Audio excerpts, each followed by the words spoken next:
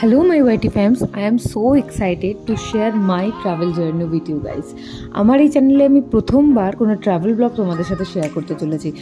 আমি জানি না কতটা ভালো হয়েছে, বাট আমি চেষ্টা করব সমস্ত ধরনের ইনফরমেশন প্রোভাইড করার, যাতে তোমরা যখন ওই জায়গাটায় ঘুরতে যাবে তখন তোমাদেরও অনেক সুবিধা হবে।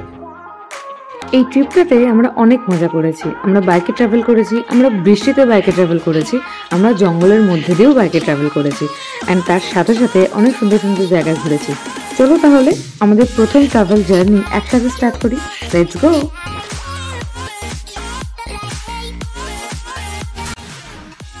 তো সকাল সকাল উঠে আমরা রেডি হয়ে গেছিলাম, কারণ আমাদেরকে বাইক রেন্ট করতে যেতে হতো। আর আমার হাজব্যান্ড গেছিল চা আনতে, আর সাথে একটু ব্রেকফাস্ট আনতে। ওয়েট, তোমাদেরকে তো বলাই হয়নি আমরা কোথা থেকে কোথায় এসেছি আর আমাদের ডেস্টিনেশনটা কোথায়। বৈশাখ মাসের গরমে যখন সবাই নর্থ বেঙ্গলের দিকে ভিড় করছে, তখন আমরা ভাবলাম একটু দলছুট হয়ে অন্য দিকে গিয়ে ভিড় জমাই, একটু রিল্যাক্স করি। তাই ডিসাইড করলাম পশ্চিমবঙ্গের প্রতিবেশী রাজ্য ওড়িশাতে গিয়ে একটু ঘুরে আসি। কিন্তু ওড়িশা তো অনেক বড় স্টেট, আর ওড়িশা মানেই যে শুধু পুরী আছে তা কিন্তু নয়। ওড়িশাতে এরকম অনেক সুন্দর সুন্দর জায়গা আছে যেগুলোকে আপনারা এক্সপ্লোর করে দেখতে পারেন। তাই প্ল্যান মাফিক টিকিট কেটে ট্রেনে চেপে পড়লাম আমরা দারিংবাড়ির উদ্দেশ্যে, আর সাথে আমার সঙ্গী আমার বর। দারিংবাড়ি যেতে হলে আপনাকে হাওড়া থেকে ট্রেন ধরতে হবে ব্রহ্মপুরের জন্য। ব্রহ্মপুর থেকে দারিংবাড়ির দূরত্ব 120 থেকে 130 কিলোমিটারের মধ্যে। আর আমরা পুরো ট্রিপটাই বাইকে করব, তাই আমরা এখন চলেছি বাইক রেন্ট করতে। আমরা যেখানে বাইক রেন্ট করতে যাচ্ছি সেটা ব্রহ্মপুর স্টেশন থেকে 1 কিলোমিটারের মধ্যে। কন্ট্যাক্ট ডিটেলস আমি ডিসক্রিপশন বক্সে দিয়ে দেবো, আপনারা ওখান থেকে পেয়ে যাবেন। চলুন তাহলে আপনাদেরকে দেখাই আমরা কোন বাইকটা রেন্ট করেছি। আমরা রেন্ট করেছি অ্যাপাচে RTR এই বাইকটা। আর এই বাইকটা যখন আমরা রেন্ট করলাম তখন আমাদেরকে ভালোভাবে চেক করে নিতে হবে যে বাইকটাতে কোনো রকম স্ক্র্যাচ আছে কিনা, কোনো প্রবলেম আছে কিনা, যাতে নেক্সট আমরা 2-3 দিনের জন্য যখন বাইকটাকে নিচ্ছি ফেরত দেওয়ার সময় যাতে আমাদেরও কোনো প্রবলেম না হয়, তাদেরও কোনো প্রবলেম না হয়। বাইক রেন্টের কিছু রুলস অ্যান্ড রেগুলেশনস আছে, সেগুলো আমি পুরো ডিটেলসে ডেসক্রিপশন বক্সে দিয়ে দেবো, যাতে আপনারা কখনো যদি ট্রিপ করেন আর এখান থেকে যদি রেন্ট করেন তাহলে আপনাদেরও অনেক সুবিধা হবে। মোটামুটি সব কিছু চেক করে নিয়ে ফর্মালিটিস কমপ্লিট করে আমরা সেখান থেকে জার্নি স্টার্ট করলাম। রাস্তা একটা জায়গায় দাঁড়িয়েছিলাম কিছু রিফ্রেশমেন্টের জন্য, দেন আবার রেডি হয়ে আমরা স্টার্ট করলাম আমাদের জার্নি টু দারিংবাড়ি। এই দারিংবাড়ি যাওয়ার পথে আমরা আরও একটা ডেস্টিনেশনে যাব, সেটা হলো হাড়াভাঙ্গি রিজার্ভার। হাড়াভাঙ্গি ড্যাম নামেও পরিচিত। এটা একটা ভিউ পয়েন্ট আর খুব বড় একটা ড্যাম, খুব সুন্দর। আমরা ব্রহ্মপুর থেকে আগে হাড়াভাঙ্গিতে যাব, দেন হাড়াভাঙ্গি হয়ে আমরা দারিংবাড়িতে ঢুকবো। ব্রহ্মপুর থেকে দূরত্ব নিয়ার অ্যাবাউট 100 কিলোমিটার। আর তারপরে সেখান থেকে আমরা আবার দারিংবাড়ির জন্য জার্নি স্টার্ট করব। আর যতক্ষণ না আমরা হাড়াভাঙ্গি ড্যাম পৌঁছচ্ছি ততক্ষণ আপনারা এই জার্নিটাকে এনজয় করুন আর চারিদিকে প্রকৃতিটাকে দেখুন।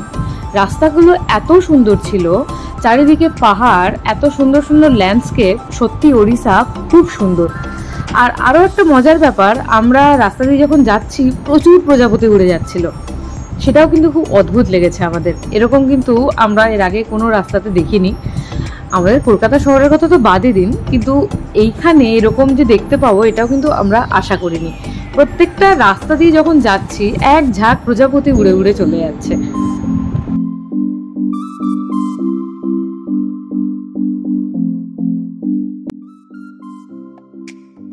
সত্যি অনেক সময় বলে না যে ডেস্টিনেশনে পৌঁছানোর আগের যে জার্নিটা থাকে সেটা খুব সুন্দর হয়। আমার তো মনে হয় আমাদের এই জার্নিটা খুব সুন্দর ছিল, তার কারণ আশেপাশের সিনারিগুলো এত ভালো ছিল, ল্যান্ডস্কেপগুলো এক একটা টাইমে চেঞ্জ হচ্ছিল, সেটা দেখতে এত ভালো লাগছিল যে আস্তে আস্তে যে গরমটা আমাদের লাগছিল ব্রহ্মপুর সিটিতে, সেই গরমটাও আস্তে আস্তে কমতে থাকে। আস্তে আস্তে হালকা হালকা একটা ঠান্ডা হাওয়া অনুভব করতে থাকি আমরা।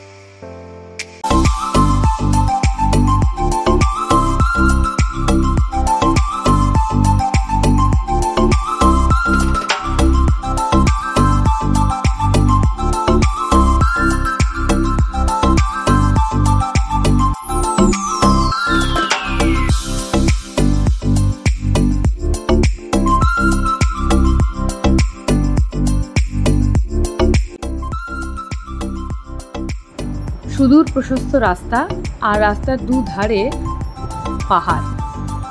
আর এই পাহাড়গুলো কি জানেন? ইস্টার্ন ঘাটস।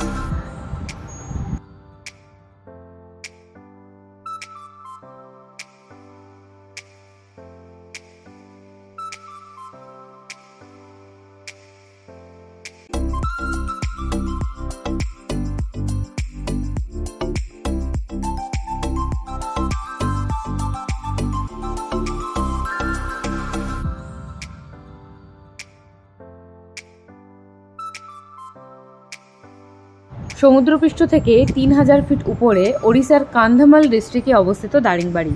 এই দারিংবাড়িকে অনেকে কাশ্মীর অফ ওড়িশাও বলে থাকে। কেন জানেন?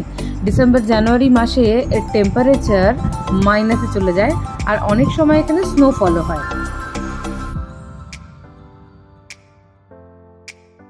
আর একটা মজার বিষয় কি জানেন? দারিংবাড়ি পুরোটাই ইস্টার্ন ঘাট দিয়ে ঘেরা। আপনার চোখ যত দূর যাবে আপনি তত দূরে সারি সারি পাহাড় দেখতে পাবেন, একটার পেছনে আরেকটা, তার উপরে আরেকটা। এইভাবে গ্রিন পাহাড়ের শেড আপনাকে মুগ্ধ করে রাখবে। আপনার জার্নিটা একটু বোরিং লাগবে না। হ্যাঁ, অবশ্যই যদি আপনার পাহাড় ভালো লাগে তাহলে অবশ্যই আপনার এই জার্নিটা খুব ভালো লাগবে। আমরা এখন চলেছি হারাভাঙ্গি ড্যামের দিকে। আর ওয়েদারটা মাঝে মাঝে চেঞ্জ হচ্ছে, কখনো ছায়া থাকছে, কখনো রোদ থাকছে, কিন্তু আমরা বুঝতে পারছি বৃষ্টির আশঙ্কাও আছে। আর যেহেতু এই রাস্তাতে আমরা প্রথমবার জার্নি করছি, প্রথমবার বাইকে করে এসেছি, আমরা জানি না রাস্তায় কি হেল্প পাবো কি না পাবো, একটু ভয়ও লাগছে। কারণ হঠাৎ করে বৃষ্টি শুরু হয়ে গেলে এই গোটা রাস্তাটাতে কোথাও শেড নেই। গাছপালা আছে, গাছের তলায় হয়তো অনেকক্ষণ দাঁড়ানো যেতে পারে, কিন্তু কোথাও শেল্টার নেই আলাদা করে। তো সেটাও একটা মনে ভয় আছে, বাট মজাও হচ্ছে বেশ। মাঝে মাঝে রোদ আসছে আর কখনো কখনো ছায়া হয়ে যাচ্ছে, সেটা আপনারা ভিডিওতেও হয়তো কিছুটা বুঝতে পারবেন। কোথাও কোথাও খুব ব্রাইটনেস আছে, কোথাও কোথাও আবার একটু হালকা কাম শান্ত পরিবেশ হয়ে যাচ্ছে। আমার তো বেশ মজা লাগছে। আমার বর বাইক চালাচ্ছে ঠিকই, একটা রেসপন্সিবিলিটি আছে, মন দিয়ে বাইক চালাচ্ছে, কিন্তু আমি তো পেছনে বসে গুনগুন করে গান গাইতে গাইতে, ভিডিও করতে করতে, চারিদিকের পাহাড় দেখতে দেখতে মজা নিয়ে এই জার্নিটা করছি। আপনারাও এনজয় করুন এই রাস্তাগুলো। এই রাস্তাগুলো এত সুন্দর, যত দেখবেন তত মন ভালো হয়ে যাবে।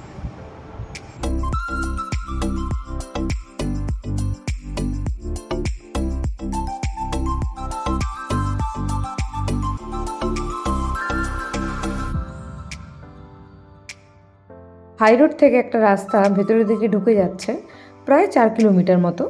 সেই রাস্তাটা দিয়ে গেলেই আমরা হারাভাঙ্গি রিজার্ভারের ভিউ পয়েন্টে পৌঁছে যাব।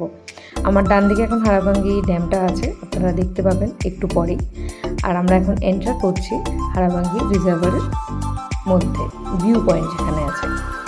সুদূর বিস্তৃত পাহাড়ে ঘেরা হারাভাঙ্গি ড্যামের সৌন্দর্য কিন্তু অপূর্ব, দেখলে চোখ জুড়িয়ে যাবে। আর সবথেকে মজার বিষয় হলো এখানে কোনো ট্যুরিস্টের ভিড় ছিল না।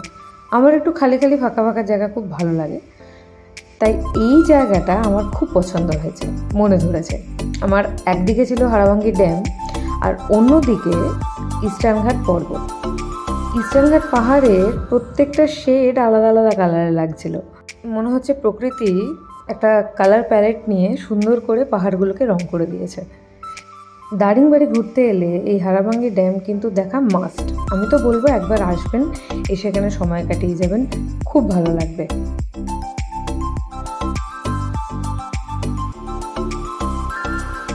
আর এই হলো ড্যামের অপোজিট সাইডটা, দেখুন কি সুন্দর।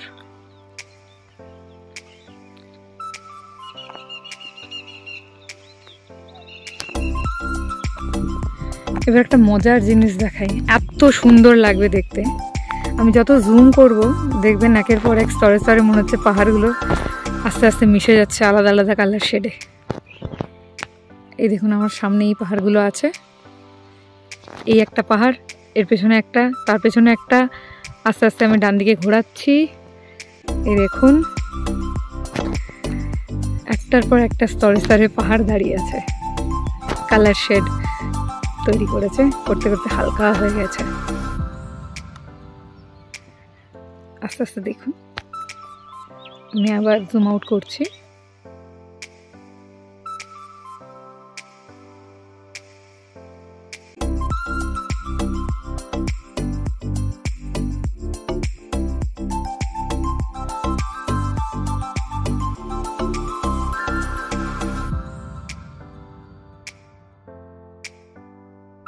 আরে এই যে আমি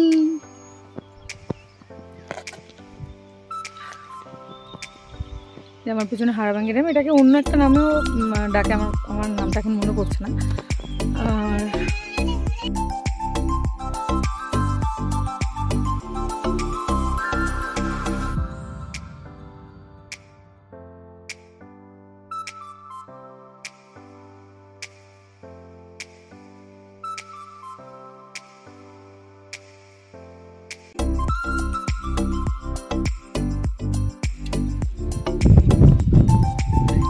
হাওয়া দিচ্ছে, বৃষ্টি পড়ছে বাট বৃষ্টিটা গায়ে লাগছে না। আমরা বৃষ্টির মধ্যেই চালালাম, কিছুটা বৃষ্টি কিছুটা রোদ কিছুটা বৃষ্টি, এইভাবেই এলো ওয়েদার। ওয়েদার মিনিটে মিনিটে চেঞ্জ হয়ে যাচ্ছে, আর এটা সব থেকে ভালো লাগছে আমার।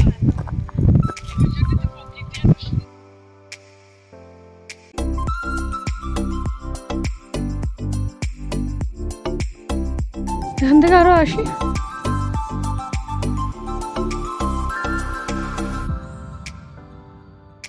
হাড়ভাঙ্গি ড্যামকে টাটা বাই বাই করে আমরা এগিয়ে চললাম আমাদের হোটেলের দিকে। আর এদিকে অলরেডি বৃষ্টিটা একটু জোরে পড়তে শুরু করে দিয়েছে। যেহেতু আমরা বাইকে ছিলাম সেহেতু বৃষ্টিটা আরও জোরে লাগছিল আমাদের গায়ে, আমরা ভিজে যাচ্ছিলাম। বাট নেক্সট 4 কিলোমিটারে কোনো রকম কোনো শেড নেই, কোনো শেল্টার নেই, কোনো রকম গাছ নেই। বাট আমরা এগিয়ে যাব, আমাদেরকে হোটেলে পৌঁছতে হবে সন্ধ্যের আগে। আজকের জন্য এইটুকুই। নেক্সট আমরা ভিডিও আনবো দারিংবাড়ি হোটেলে যাওয়ার, আর কি কি ঘটলো আমাদের সাথে সব কিছু নিয়ে বলবো। Till then tata. আপনাদের ভিডিওটা কেমন লাগলো অবশ্যই জানাবেন, আর যদি ভিডিওটা ভালো লেগে থাকে তাহলে আমাদের চ্যানেলকে লাইক করবেন, সাবস্ক্রাইব করবেন আর একটু শেয়ার করে দেবেন। টিল দেন টাটা, দেখা হচ্ছে নেক্সট ভিডিওতে।